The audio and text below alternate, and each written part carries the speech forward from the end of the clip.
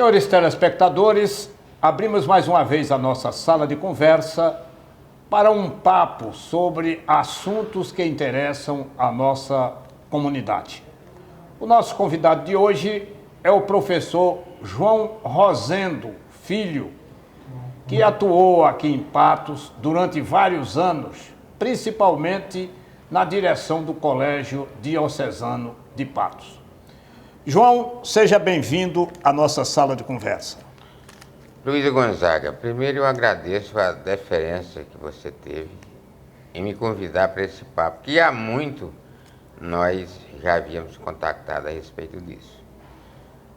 Cumprimento também o corpo técnico e administrativo e os ouvintes, de uma maneira geral, da TV Sol. Estou à sua disposição, Luiz, para nós conversarmos, relembrarmos e citarmos fatos que passaram e que marcaram as nossas vidas, com consequência para essa geração que aí está. João, você é de Condado, criado em Malta. Como é que chegou até aqui? Luiz, é um histórico meio complicado, porque a gente vai ter que misturar um pouco pobreza com força de vontade e com a mão de Deus. Na verdade, eu nasci em Condado, num sítiozinho chamado Rua da Paia, que ainda hoje existe, mas aos 9 meses, minha avó, que morava em Malta, foi me buscar. E aí eu fiquei sendo filho de Rosa América, minha avó, e tomando a benção também a minha mãe lá em Condado, que chamava-se Dina América. Nesse íntere, Luiz, houve muitas, vamos dizer assim, adversidades, dificuldades, mas eu tenho certeza, Luiz Gonzaga, que não faltou um só instante na minha vida a mão de Deus. Porque assim ele foi trilhando, foi moldando, foi me incentivando, que eu não tinha motivo nenhum para realmente ter vontade de continuar. Por conta da pobreza, por conta das dificuldades, morando no sítio, estudando na rua, como sempre acontecia. Mas aí nessa caminhada, apareceu em minha vida, ou eu apareci na vida dele, mais naturalmente, dele que eu me reporto, chama-se Padre Acácio Cartacho Ruli. Eu caí na graça dele. E aos poucos eu fui me aproximando dele, que ele era muito assim, respeitado, mas não só pelo respeito, ele tinha uma parte também assim de atemorizar as pessoas com, digamos, com atitudes severas, chamando a atenção nas celebrações para determinadas coisas.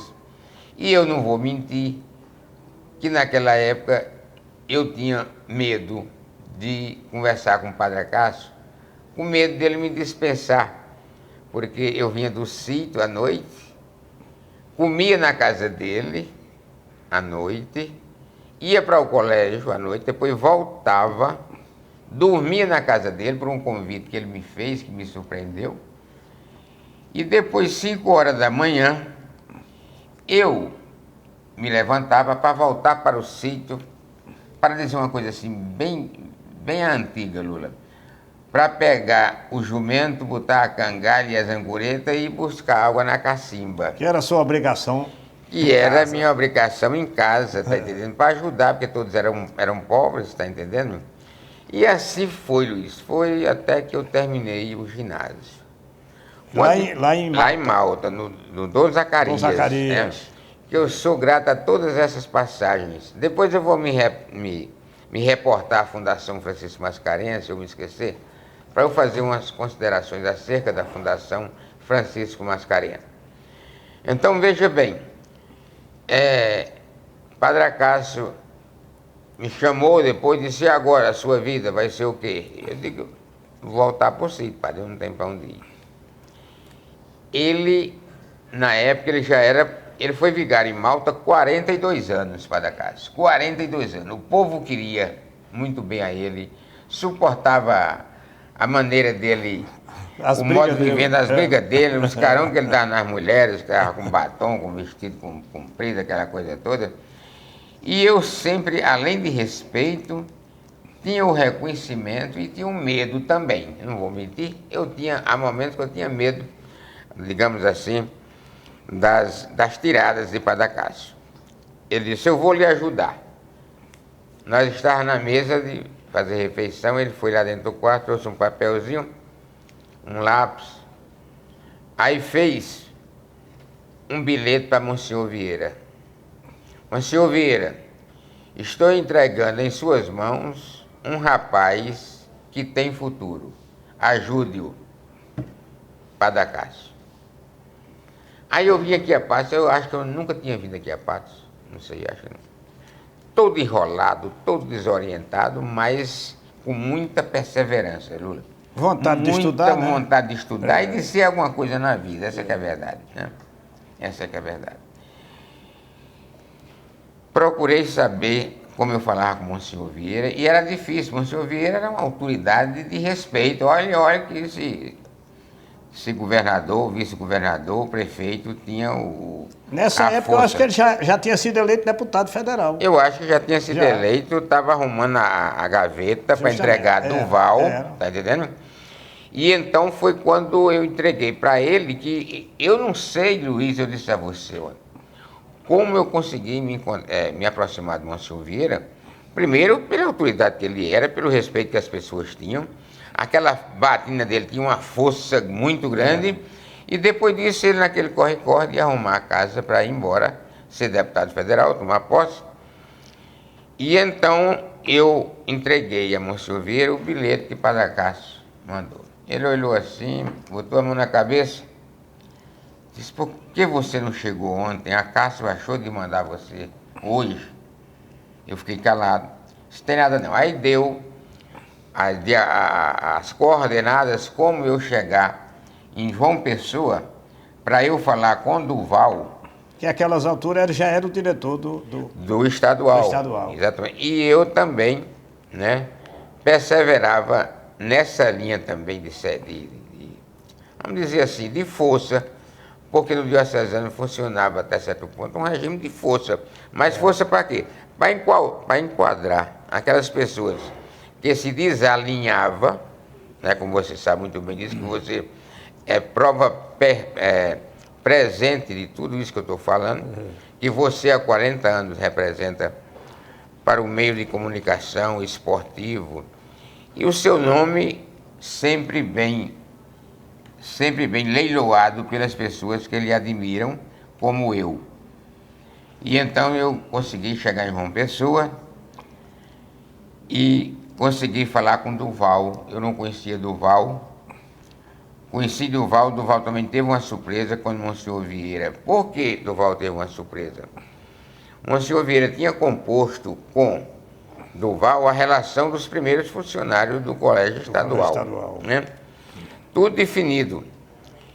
E então Monsenhor Vieira sugeriu que Duval tirasse um nome, eu não me reporto quem foi na época, nem sabia, para me colocar por conta da recomendação do Padre Cássio. Duval ficou assim meio chocado, mas conseguiu pegar a relação que estavam os nomes para serem publicados no Diário Oficial do Estado e me botou como subsecretário do Colégio Estadual de Patos, de Madalena Araújo, né? Muito braba, muito eficiente, muito querida. Aprendi a administrar, se é que eu sei administrar, agora não sei mais não. E ainda hoje é independente com mais de 90 anos de idade.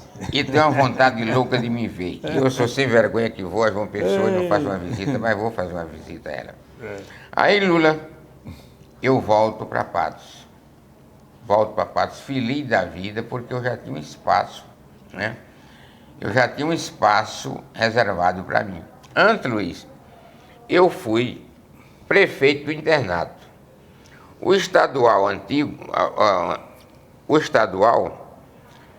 existiu a partir da venda do prédio do diocesano para o Estado.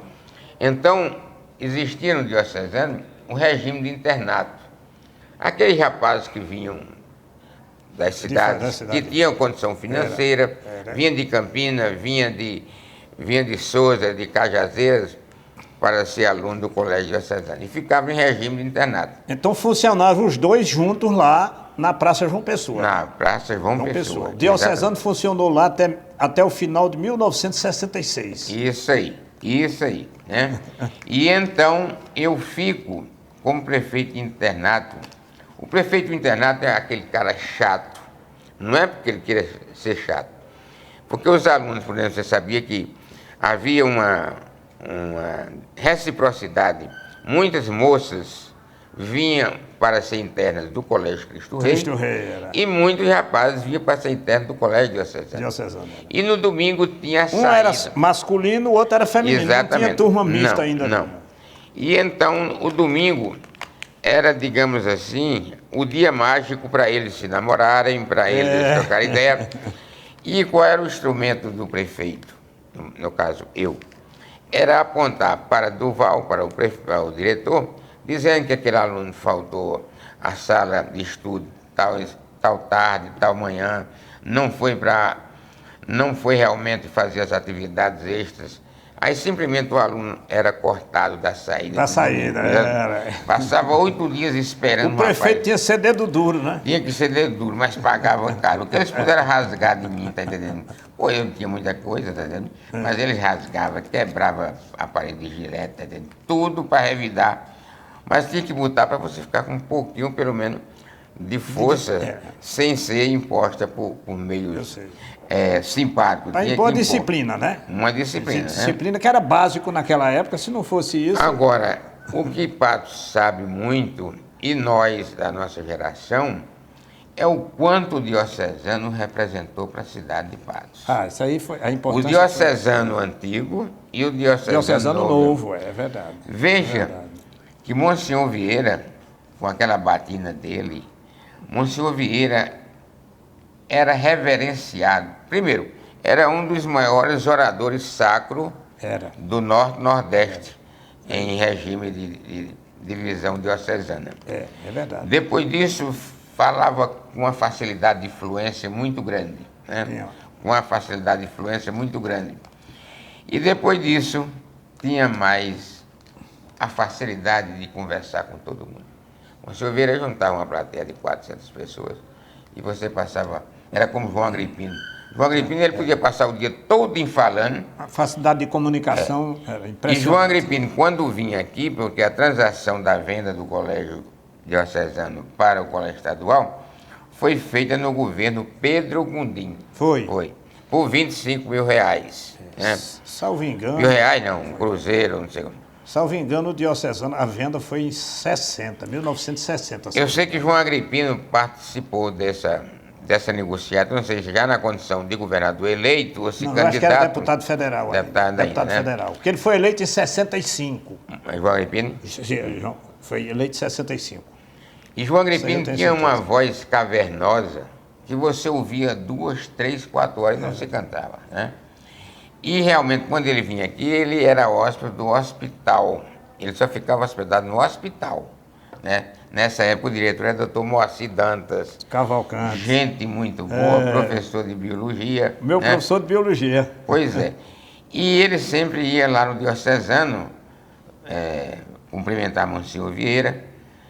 E eles tinham uma sensação de estar vendendo o peixe, um de cada um.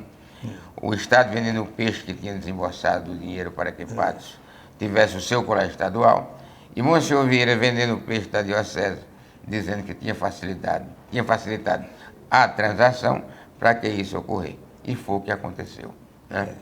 Com o resultado dessa transação, a diocese construiu o diocesano novo, né? Foi. Já antes de funcionar quase o antigo diocesano, o outro já estava sendo terminado. Que inclusive você me disse que eu não sabia que você foi do primeiro quadro administrativo do Colégio Diocesano. falar no Colégio Diocesano, Luiz, para mim, é uma manifestação de reconhecimento e gratidão. Porque o diocesano me promoveu, não que eu vivesse atrás de promoção, eu queria sobreviver e queria um espaço, porque eu sabia que eu tinha uma certa tendência para conhecimentos, para a coisa da vida, né? E o diocesano me caiu, como assim, se você fosse conduzido às mãos de quem pudesse decidir. Agora, você trabalhou nos dois ao mesmo tempo? No estadual, continuou no estadual e trabalhava no diocesano também? Mas pouco tempo, porque me veio depois uma oferta da Fundação Francisco Mascarenhas. É aí onde eu quero falar a respeito de gratidão. Há pessoas, Lula, que você sabe, conhece, eu conheço muitas delas, há pessoas que... Sim, mas antes de entrar na Fundação Francisco Mascarenhas, vamos na parte inicial da sua atividade como vice-diretor e como diretor e prefeito internado.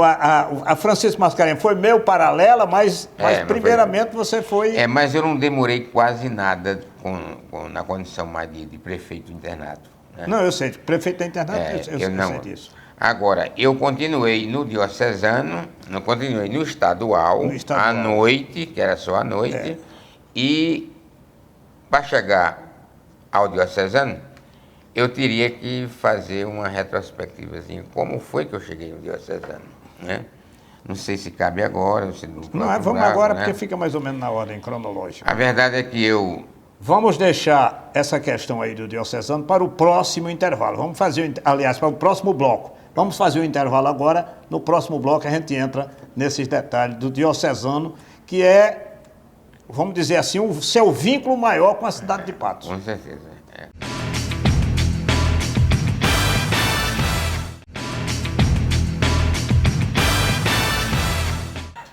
Voltamos à nossa sala de conversa, hoje entrevistando o professor João Rosendo Filho. João, vamos agora à história do diocesano. Como você chegou ao diocesano de Patos? Diocesano novo, né? Você tinha trabalhado inicialmente no diocesano antigo como na parte de disciplina, não é? Como prefeito, né? Que a gente chamava naquele tempo, era o prefeito dos internos, né? É verdade. Como é a sua chegada agora ao diocesano novo, que foi uma outra etapa da sua vida, numa outra realidade? Olha, Luiz, já havia, quando eu estava lá no estadual ainda, já havia se falar muito no Colégio Novo do Diocesano, no bairro de Belo Horizonte. E as pessoas tinham assim como você tivesse um objetivo e você tinha que alcançar. As pessoas queriam chegar a todo custo no diocesano. Por quê? Porque numa passagem de pouco tempo, passou lá como diretor Padre Luciano. Luciano Correia Lima de Menezes. Exatamente. Depois fui para a Rádio Espinhares, não é isso? Foi diretor da Rádio Espinhares. Foi meu diretor na Espinhares e foi meu diretor no Colégio Diocesano. E Padre Raimundo, eu não conhecia, apesar de ser praticamente meu conterrâneo, que Padre Raimundo nasceu na Fazenda São Francisco, lá em Malta, onde Padre Assis, que é tio de Padre Raimundo, tinha uma grande fazenda. Padre Raimundo era filho de seu Antônio, né? Antônio Ferreira. Antônio Ferreira. E Padre Raimundo era desconhecido, tanto em Malta como em Patos também. Porque ele, logo cedo, foi para o Rio de Janeiro. Eu não sei essa parte, nunca conversei com o Padre Raimundo acerca disso. E lá ele ordenou-se, e lá ele vivia muito bem. Você sabe que antigamente tinha muito isso, determinadas famílias tomavam o padre da paróquia como uma pessoa de casa, para tomar café, para almoçar, para jantar. Quando havia um batizado, fazia em casa. Isso no Rio de Janeiro funcionava mais precisamente, está entendendo? Principalmente por quê? Porque a diferença, digamos assim, em termos econômicos do Rio de Janeiro para a Paraíba é muito grande. Uma família daquela, Padre Raimundo vivia numa abundância lá, sem ele dizer que foi um dos homens mais modestos que eu conheci na minha vida. Eu nunca vi tanta qualidade boa, Luiz, e faço questão de ressaltar isso, porque há pessoas que, de memórias curtas, que se serviram tanto. E eu digo a você com toda, sem medo de errar, que meu ciclo de ascensão, eu não sou nada, sou um simples homem, faço um esforço muito grande para cumprir o exemplo que meus educadores me deram, como Padre Assis, Padre Acácio, principalmente, Padre Raimundo e assim por diante. E Dom Expedito, que me queria muito bem. Aí veja bem, Lula, Padre Raimundo não era conhecido por ninguém aqui, lá em Malta, e ele só era conhecido por Ferreirinha. Era Ferreirinha o nome. Chamasse Padre Raimundo, ele nem... E só usava batina. Só vivia de batina, aquela batina preta, tá entendendo? É. E Magro de magro, batina de preta. óculos, uma miopia violenta, uma batina da cor de barro, que ele metia-se para o lado de Santa Gertrude para buscar aluno, tá entendendo? Só uma média e assim por diante. Bom, e Padre Raimundo teve que vir aqui, por solicitação de Padre Assis, para visitar a mãe dele na época que estava doente, a mãe de Padre Raimundo, esposa de Antônio Ferreira. E Padre Raimundo veio muito sutilmente, que ele era muito reservado, muito demais, Padre Raimundo. E ao termo da visita, um dia ou dois ou três, não me lembro quanto tempo, Padre Assis disse: olha, Raimundo, Padre Assis chamava Padre Raimundo de Assis, na hora de Raimundo. Olha, Raimundo, você tem a obrigação de visitar o bispo, porque você veio aqui e eu tenho orgulho de lhe apresentar como meu sobrinho, bem situado no Rio de Janeiro, está entendendo? E Padre Raimundo, Luiz, não tinha a menor intenção de ficar por aqui. Jamais. Aí fez a visita, aquela coisa toda, e parece que foi na presença de Padre Assis. Aí Monsenhor Dom Expedito disse: Padre Raimundo, já que o senhor é daqui, eu estou com dificuldade de indicar um novo diretor para o diocesano. Por que o senhor não dá essa ajuda ao seu povo? Pelo menos nessa parte de implantação, de ficar à frente e tal. Ele ficou de dar resposta a Padre Assis, para Padre Assis responder a Dom Expedito. Com algum tempo ele disse, com muito convencimento de Padre Assis, ele aceitou vir implantar. E assim foi feito. Padre Raimundo, Luiz, você sabe disso, mas eu sei mais precisamente que o meu apartamento era vizinho dele. Quando ele começou a atuar, foi uma verdadeira revolução. Porque o pessoal só falava no maior educador da Paraíba e de Patos, Monsenhor Vieira. Monsenhor Vieira. Na verdade, não se tira esse mérito. Agora, educador, propriamente dito, eu conheci em Padre Raimundo. Ele começou a revolucionar, trazer alunos para dentro do diocesano. Uma fanfarra que era a melhor de Patos. O futebol amador era o melhor da Paraíba. O futebol amador do diocesano era o melhor da Paraíba. Os jogadores que tinha, como João Grilo, tem muitos. Eu vê-lo, eu sei quem é. E então ele ia para o Rio de Janeiro, todo ano ele ia passar 6 meses no Rio de Janeiro, né? Quando vinha com uma carroça de presente. O diocesano chegou a ter 1.280 alunos, está entendendo? Todos eles recebiam um presente de Padre Raimundo. Era chaveiro, era gilete, era o barbeador, eu sei lá o que era. Fora a roupa dos jogadores que ele trazia,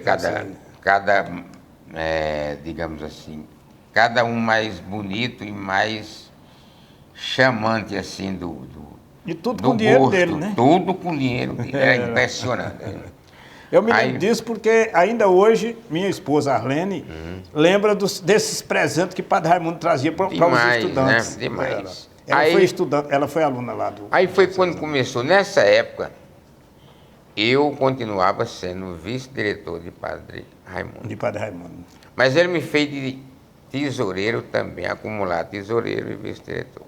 E para mim, me sobreviveu e eu vi a hora de não suportar ter que entregar, porque Padre Raimundo dava bolsa rasgado, Luiz.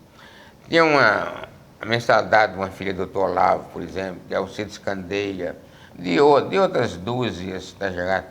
De outras dúzias poucas, o resto tudo era bolsa de estudo, que a gente recebia, mas recebia só no final do ano, ou às vezes 2 vezes por ano. E enquanto isso, vocês tinham que fazer milagre para pagar o pessoal. Quantas vezes chegaram 3 meses? Mas o pessoal, os fornecedores e os professores, pena que os professores todos eram pobres, assim, que às vezes só tinham um vínculo e precisavam daquele salário, tá entendendo? Mas não pressionava muito a mim, porque sabia que aquela conta não era feita por mim. Era Padre Raimundo, na sua bondade, dando bolsa de estudo, sem ter lastro de sustentação para isso, né? E começou então a coisa a ficar difícil. Aqui tem muita gente aqui em Patos que estudou graças a essas bolsas de estudo. Mas se perguntarem, eles dão um testemunho. Eles são reconhecidos. Eu já ouvi de muita gente isso. Não, eles são reconhecidos. É verdade. E o difícil, Lula, foi que quando o Padre Raimundo, ele não era afeito a esse negócio de elogios, não, era, nem de admiração. Ele não gostava de pregar. Ele celebrava a missa, 2, 3 palavras, ele estava parando por aí, tá entendendo? Olhe, poucas pessoas entraram na vida íntima assim, de padre Raimundo, no dia a dia, porque lá no diocesano, sim, aí foi transferido para o diocesano lá, o internato de crianças pequenas, tá? Jovens, digamos até 14 anos, tá entendendo? Lá. Que dormia lá, tomava café, almoçava e jantava. E tinha uma mensalidade, pagava essa mensalidade. Né? E tinha 2 pessoas que tinham a intimidade de brincar com o Padre Raimundo, que o refeitório ficava embaixo, o diocesano aqui, o refeitório embaixo, o campo de futebol de lado. Era Pedro Saraiva de Moura, que era da ANCAR. Da ANCAR? Sim, amigo meu. E Edivaldo Mota. Edivaldo Mota, Padre Raimundo ria muito com Edivaldo. Edivaldo tinha muito respeito a Padre Raimundo, mas dizia umas brincadeirinhas que Padre Raimundo só fazia rir, tá vendo? Se você me permite, eu vou contar só uma de Edivaldo Mota com o Padre Acácio. Era com o Padre Raimundo, né? Tinha uma árvore lá. Um dos entretimentos do Padre Raimundo à noite para tirar o estresse era aguar umas plantas que tinha lá embaixo, bananeira, laranjeira e outras coisas tais. E uma vez Edivaldo foi lá com a Polônia Gonçalves à noite para falar um assunto e Padre Raimundo mandou me chamar, disse, não, fala aí com o João Rosendo que ele resolve esse assunto. Aí tinha uma fruteira lá, estou esquecido o nome agora, que estava atrofiando, tá entendendo? Inclusive dá uma vitamina muito gostosa, daqui a pouco vou me lembrar. E ela estava atrofiando, ou era por falta de adubo, ou por algum fungo que contraiu. Aí Edivaldo... Era graviola, não? Graviola, exatamente graviola. Agora foi em cima da música. Aí Padre Raimundo, Edivaldo sem saber de nada, disse, Padre Raimundo, vai morrer essa graviola, viu? Padre Raimundo disse, como é que você sabe? Eu tenho experiência. Mas o senhor facilite esse pedido que eu vou fazer, era um pedido simples, que eu trago, na próxima semana, quando eu for para a Assembleia, uma pessoa, eu trago um adubo para ressuscitar. A sua graviola. Bom, assim mesmo foi. Ele foi lá numa manhã, foi cedo, 6 horas da manhã, tomou até café preto, que Edivaldo Mota não comia de manhã, só tomava um cafezinho preto. E brincou com o Padre Raimundo, aí o senhor bota assim, esse remédio. Aí, quando a fruteira tiver boa, o senhor manda me chamar. Passaram-se o quê? 30 dias, a fruteira terminou de morrer, né? O Padre Raimundo não disse nada também. Edivaldo vai lá também. Aí o Padre Raimundo disse, vem cá ver o estrago que você fez. Aí, morreu. Disse, como é que você faz isso comigo? Brincando, né? Você fazer, eu cuidando da planta. Aí, nesse ínterim, Edivaldo disse, tá bom, eu vou ficar com esse sentimento, esse pecado, porque fiz isso com sua planta, mas eu vou conseguir uma coisa boa para o senhor. Veja mesmo, né? Aí Padre Raimundo disse, não precisa nada, não. Padre Raimundo pensava que era bem material. Edivaldo disse, olha, na próxima semana, quando eu estiver na Assembleia, eu vou fazer um pronunciamento e vou ter a adesão dos companheiros em apresentar, em assinar esse requerimento, que eu vou fazer um requerimento que seja enviado ao Vaticano, na Santa Sé, ao Papa, lhe promovendo de Papa para cônego, de padre para cônego. Tirou o padre Raimundo do sério, promovendo o senhor de padre para cônego, tá entendendo? Mas o padre ria demais, então tem essa tirada. Agora, era uma pessoa, Luiz, de uma dignidade, de um sentimento assim, de coisas sérias, tá entendendo? Então, uma coisa, ele não chamava ninguém a atenção. Não, ele depois conversava, olha, esse procedimento não está certo. Era de pouca palavra. Eu sei. E as palavras dele se multiplicavam de tal forma que contaminavam as pessoas. Quer dizer, eu dizendo isso, sei que não fica nenhum sentimento de tá bajulando muito o Padre Raimundo. Eu nem conhecia o Padre Raimundo. Antes de chegar lá. Não, Ferreirinha para mim. Né? E então, uma noite, eu estava no estadual, à noite. Estava recolhendo, as aulas terminavam às 10h40 da noite, eu recolhia, por exemplo, as cadernetas de biologia de hoje da noite e já botava de biologia amanhã de manhã. E Padre Raimundo sempre chegava atrasado no estadual, que ele era professor de latim e professor de português. No latim parece que já tinha saído, não sei, não me lembro. Eu sei que era de português. Aí eu me encarreguei, Luiz, de sustentar a turma, que você sabe que uma turma, quando falta um professor, é a bagunça maior. É uma bagunça maior do mundo. Eu fui fica professor gritando, você naquele sabe tempo. Disso, Ave Maria, tirava a paciência da gente, tirava. Aí eu espontaneamente comecei a sustentar a turma do Padre Raimundo. 10, 15 minutos, ele chegava atrasado, ele vinha da... Ele era vigário, parece que em São Mamed. Ele era vigário em São Mamed. Mas a parte daí era mais, digamos assim, do colégio, a preocupação. O Padre Raimundo era, só final de semana é que ele ia para São Mamed, né? Aí, uma vez, eu estava fazendo essa coleta das cadernetas e ele bateu no meu ombro, disse, quer ser meu vice-diretor? Eu quase que nem entendi o que ele estava dizendo, Luiz. Como é, padre? Quer ser meu vice-diretor? Eu disse, onde? Ele disse, no diocesano. Ele disse, eu sou o diretor. Eu sou Padre Raimundo. Com pouca conversa, ele disse, se quiser, amanhã arrume seus picuai, como a gente chama. Você morava no estadual? Morava lá, exatamente, estadual. Morava no estadual. Né, lá com o Zé Luiz e com Eunildo Pereira. Né? Aí eu desci para falar com o Padre da Casa, que era meu mentor. Mas vamos interromper mais uma vez. Daqui a pouco a gente volta para você concluir essa história e a gente pegar outras questões para o último bloco do programa.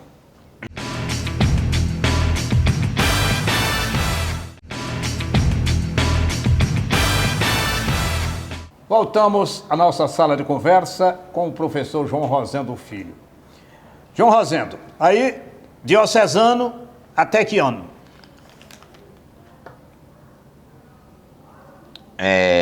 Você foi convidado para ser diretor, né? Vice-diretor. Foi ser vice-diretor. E em 79, em 70, 71, Padre Raimundo volta para o Rio de Janeiro. Ele saturou, mas deixou uma semente agora muito carregada para mim, porque eu tive que dar continuidade àquele plano de bolsa de estudo. Aí onde eu vou dizer, eu ficava perguntando bem rápido, menino, eu vim lá de Condado, de Malta, procedência para mim, e cheguei a esse patamar de diretor do colégio mais famoso da Paraíba, que era o diocesano, e eu era solteiro, eu tinha 18 anos, tá dizendo? E fiquei no diocesano e toquei o barco para frente. O bispo me queria muito bem, Dom Expedito, que era um homem santo, se não fosse um santo homem, o Dom Expedito. E aí toquei, Lula, o diocesano. O diocesano me promoveu de uma força tão grande que houve uma época em que praticamente não havia, digamos assim, qualquer evento de quaisquer níveis que eu não fosse solicitado. Não, tem que ter a presença do diocesano com a força que já vinha de Padre Raimundo, tá entendendo? Eu dei continuidade, aí para mim as coisas foram muito mais fáceis.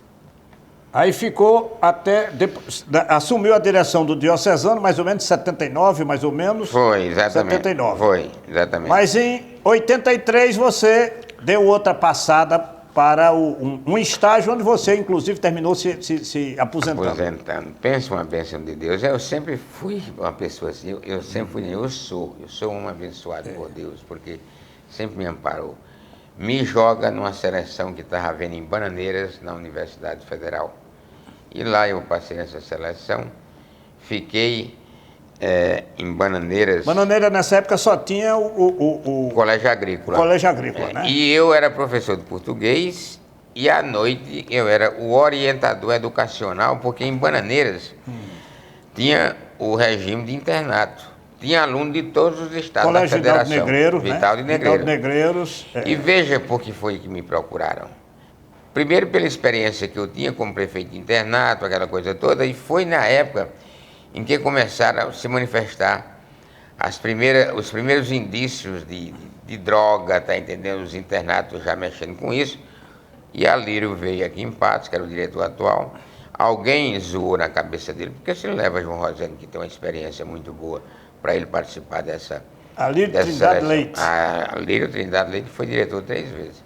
E assim eu cheguei para ficar em Bananeiras, um período maravilhoso, continuei fazendo a mesma coisa, Lula, ensinando e mais com adendo de orientador educacional na parte da noite. Da noite. Tá entendendo?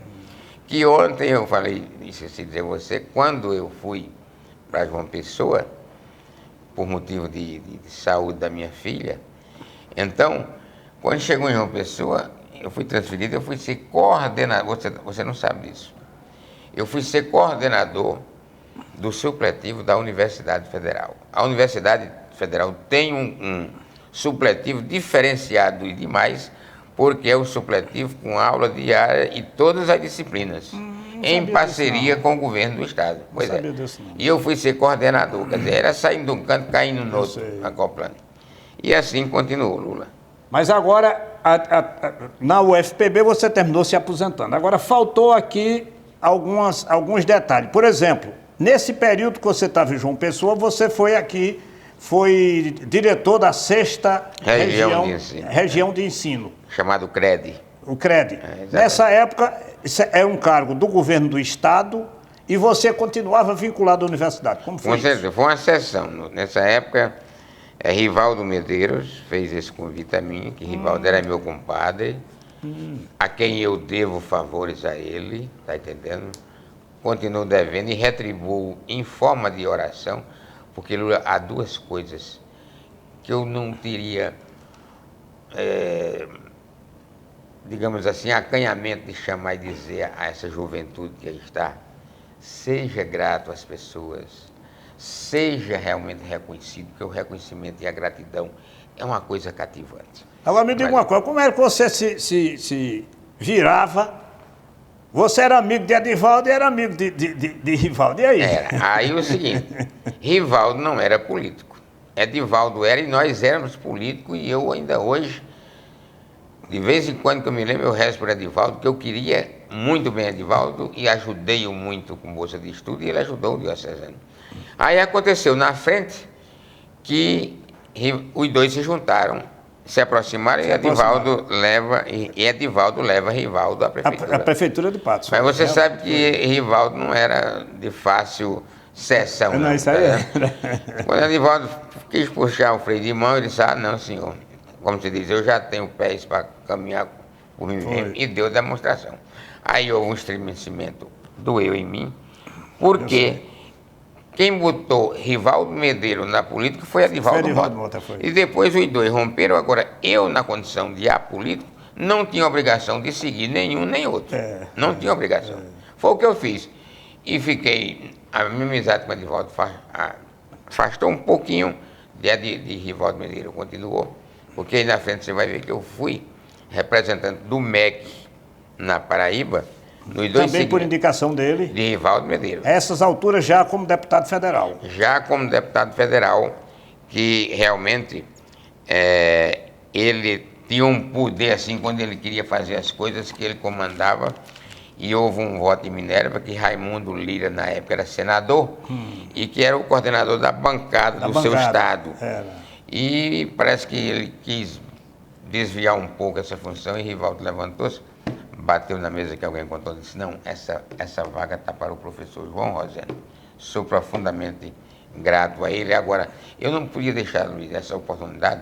Em outras que vocês queiram e interessem, VIP seria o que eu tenho assim para dizer. Fatos da política. Eu queria registrar um fato de outro grande educador em Patos, chamado José Gomes. Eu não podia deixar de falar em José Gomes, porque eu nunca vi uma simplicidade, tá entendendo? Uma bondade. E antes de fechar o bloco, eu, de vez em quando, os alunos, os pais já achavam que eu tinha prestígio e ia lá me pedir bolsa de estudo para a Fundação Francisco Mascarenhas. Eu não tinha, mas encaminhava o pedido. Aí Zé Gomes, botar uma bolsa, não, mas meia bolsa eu dou. Né? Ele deve ter me dado alunos por aí, através de mim, umas 80 meia bolsas de estudo, e ele me pediu uma vez uma bolsa de estudo. Era de uma simplicidade, o empreendedor está aí, o João Leuso está levando aí. Agora me diga uma coisa, você foi professor também por longo tempo da Francisco Mascarenhas. Fui professor durante 13 anos da Francisco Mascarenhas, e é aí onde consiste o mérito de Zé Gomes. Ele pensou muito grande, vocês sabem que havia uma pessoa que gozava de muita confiança dele, que era o sobrinho, depois o sobrinho deixou por livre e espontânea vontade, essa coisa toda, não é mérito isso aí, mas Badu, na época, era diretor da Francisco Mascarenhas. Badu foi diretor da Francisco Foi diretor, Mascarenhas. me lembro. E então, encontrando-se comigo, disse, João, tem uma disciplina aí que teu currículo, acho que pega a grade curricular. Qual é? Ele disse, PB, pegava, Introdução à Psicologia e Psicologia Educacional, tanto em Geografia como em Letras. Né? Você, a essas alturas, você já tinha feito curso superior na Francisco Mascarenhas? Graças a Francisco Mascarenhas. Agora, eu fui me graduar em Campina Grande, na regional, lembra da regional? URNE. Na URNE, de Moacir Dantas, né? Eu me graduei em Campina Grande, né? Mas aí eu conseguia administrar o diocesano durante o dia e à noite eu vim ensinar e o chefe de disciplina comandava. Qualquer coisa eu ia para lá, né? Mas tudo isso, Lula, isso demandou tempo e demandou muito jogo de cintura. E hoje estou em final de carreira, né? Não quis mais ensinar por conta da qualidade da maioria dos alunos, está entendendo? De agressividade, de desmoralização.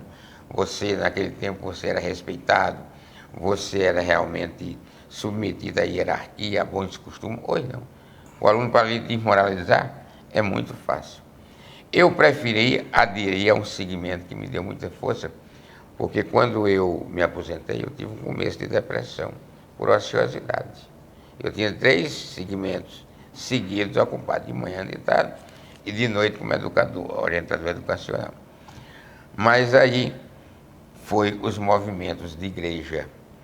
E eu transmito isso para quem está me ouvindo, que não tenham vergonha de aderir e dizer que esperam de Deus, principalmente nessa época que a gente está vivendo. Esperem de Deus. Vocês podem até desconfiar dos homens, com muita razão, mas de Deus espere que vem. Principalmente se você usar daqueles atributos da bondade, da simplicidade, da humildade, da caridade e vai por aí. Ô João, você falou aí em ociosidade e em movimentos de igreja.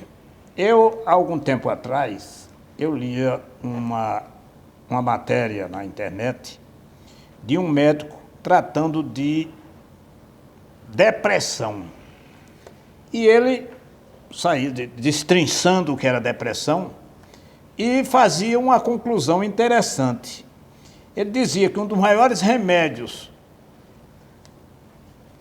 para a depressão era ou trabalhar ou rezar. Vou trabalhar o rezar. E ele exemplificava esse rezar, participação de momentos de igreja, movimentos de igreja. Isso ele não fazia distinção.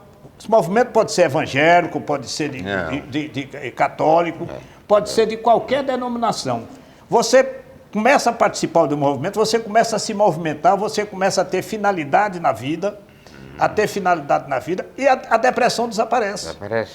Aqui tem um caso, eu não vou citar nome nem dois, aqui tem um caso de uma senhora que tinha profundas crises de depressão, ficava dentro de uma rede com a luz apagada de dia a rede com as laterais fechadas, né, porque ela não suportava nem ver gente. Começou a frequentar movimentos de igreja, que é o orar que ele dizia, o rezar que o especialista dizia. E hoje essa mulher está em plena atividade. Só completando isso que você está dizendo aí, por exemplo, aí eu me envolvi mais nessa época, eu estava em João Pessoa, no movimento de igreja. Então, mas antes eu fui o fundador, você talvez não saiba, eu fui o fundador do Conselho de Cristandade aqui em Patos. Não sabia dessa não, dessa atividade. Fundador. Quem foram os fundadores do Conselho de Cristandade? Eu, Padre Severino, Rivaldo Medeiros, Manassi e Nestor Gondim. Fizemos o concílio, implantamos aqui, mas só quando ele já foi implantado, ficou somente eu e Padre Si. Rivaldo deixou por causa de política, Manassi era empresário naquela época, e Nestor tinha muitas ocupações de rádio, aquela coisa toda, que é uma das pessoas que eu admiro muito, é Nestor Gondim. Homem inteligente. Inteligentíssimo. Demais, né? Agora você sabe que ele tem uma origem comum conosco, né? Professor? Não. Ele foi seminarista. Ah, não sabia. Nestor foi seminarista. Nestor foi seminarista, João, em Fortaleza. Depois deixou o seminário, porque vamos dizer assim, a carga intelectual de Nestor é originária do seminário. E Nestor depois fez concurso do Banco do Nordeste, era funcionário do Banco do Nordeste, se envolveu em movimentos sindicais e na época da ditadura saiu de Fortaleza corrido debaixo da asa de Dom Expedito. Dom Expedito foi quem tirou Nestor do Ceará, que Nestor era perseguido, inclusive politicamente. Eu vim saber depois dessa história de coisa. Mas esse detalhe, quer dizer, além de Conselho de Cristandade, que depois eu fui o fundador, fiquei à frente aí. Nessa época também eu estava indo para Bananeiras. Lá em Bananeiras eu fundei Orações Carismáticas. Orações Carismáticas, fui em Bananeiras, todinho o fundador fui eu, na capela do colégio. O colégio tem uma capela interna, a capela de São Francisco, e eu implantei lá Orações Carismáticas. Depois comecei com essa facilidade que eu tenho de falar, aquela coisa toda, me tornei pregador. Agora, eu sempre fui, Lula, ecumênico. Eu já preguei para Testemunha de Jeová, para evangélicos, para orações carismáticas. Quem me chamar eu vou, e as pessoas às vezes dizem, ô João, e você se mete nesse negócio aí e se mistura tudo, isso não enxerga nada. O caminho é a palavra em nome de Jesus Cristo. Não interessa, porque quando Jesus mandou os seus apóstolos, dar um agora de pregador, ele chamou 12 e disse, ide e evangelizai a todos. Ele não mandou que evangelizasse só a católico, nem só a evangélico. Não. Ide e evangelizai a todos. E em assim se fazendo, Lula, a gente fica leve, se sente mais próximo de Deus e vai suportando as adversidades e tribulações da vida. E na realidade, se você for observar, no fundo a mensagem é a mesma, né? É a mesma, e o beneficiário é você. Você fica leve. Justamente. João, tá muito bom, mas infelizmente a gente tem o controle, tem que ter, o tempo nos controla. Então, muito obrigado pela sua presença no nosso sala de conversa e fica aí esses segundos finais para a sua despedida. Na minha despedida, então, somente lhe agradecer mais uma vez por ter me trazido aqui, conhecido a equipe administrativa da empresa e agradecer a paciência dos ouvintes, né? por ter tolerado, depois de quanto tempo, quase uns 40 anos, né, ter voltado a um contato assim bem próximo, porque a comunicação é fundamental na vida de todos. Aos senhores telespectadores, muito obrigado e até a nossa próxima sala de conversa.